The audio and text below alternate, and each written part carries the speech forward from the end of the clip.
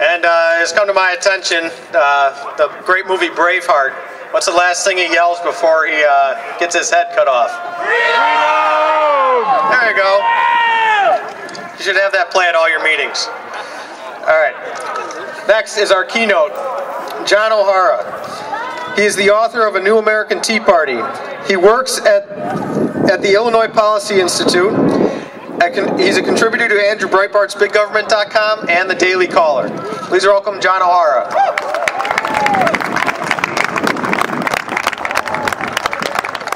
Thank you very much. I'm going to adjust this here a little bit.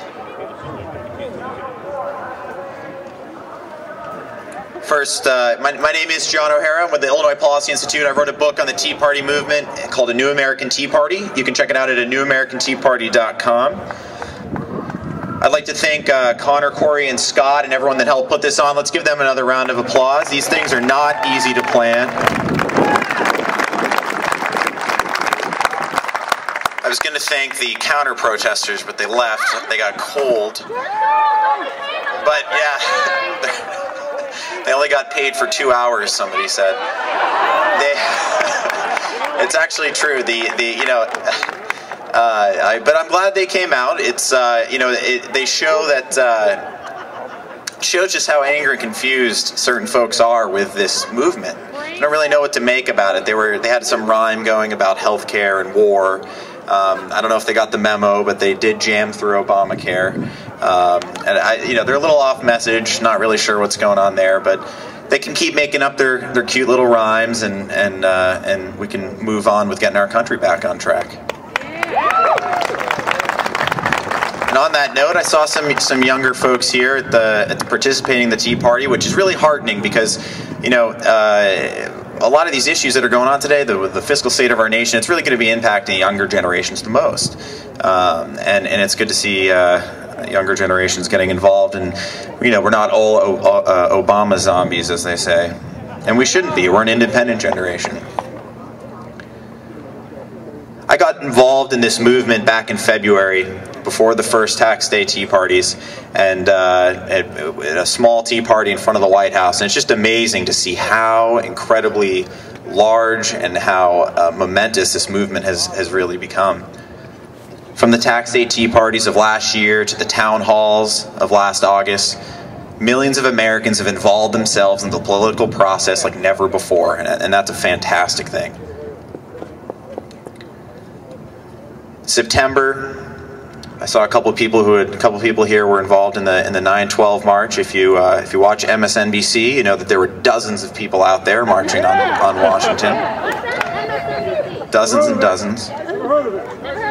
But in all seriousness, this movement is very powerful. It continues today. I'm proud to be here with you, even though it is a little cold. I'm looking for some of that global warming up here.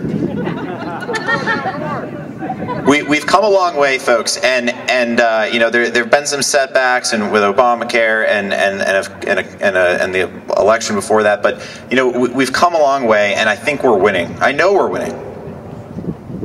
I know we're winning because the right people are angry and trying to marginalize us. Whether it's counter-protesters trying to shout over our speakers instead of participating in an open forum. Whether it's Nancy Reid, Harry,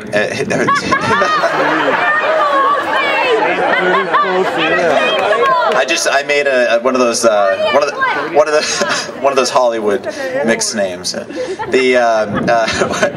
The president himself has been mocking the Tea Parties. When the president of the United States has to go out of his way to make fun of somebody, or whether it's Anderson Cooper, various folks in the media, you're really having an impact. What they try to do is marginalize us because we threaten their radical agenda. That's what it comes down to. They call us racist, they call us violent, and we know it's not true. There were 3 polls that recently came out in the last few weeks that actually show, with empirical evidence behind, what anyone that's ever been to one of these events or participated in one of these events, and most Americans watching at home have known for a very long time. This is mainstream. It's not Republican, it's not Democrat, it's American. These are American values. The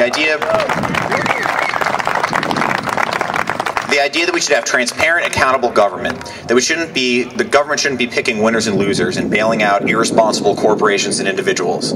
That's not radical. That's mainstream. About a quarter of Americans self-identify with the Tea Party movement, and that's incredible. More people think that the Tea Party movement is on track than Barack Obama. And that's a testament to all your hard work, everyone that came out here today. This movement is the definition of mainstream, and don't let anyone tell you otherwise.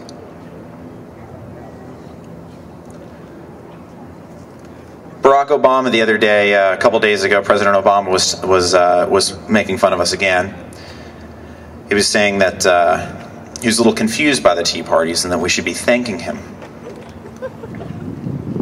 Because as we all know, he ran on the campaign promise that he wouldn't raise taxes for anyone making less than $250,000. Of course, within 16 days in office, with the expansion of S-chip and then his budget and then Obamacare, he has raised taxes on the poor and working class.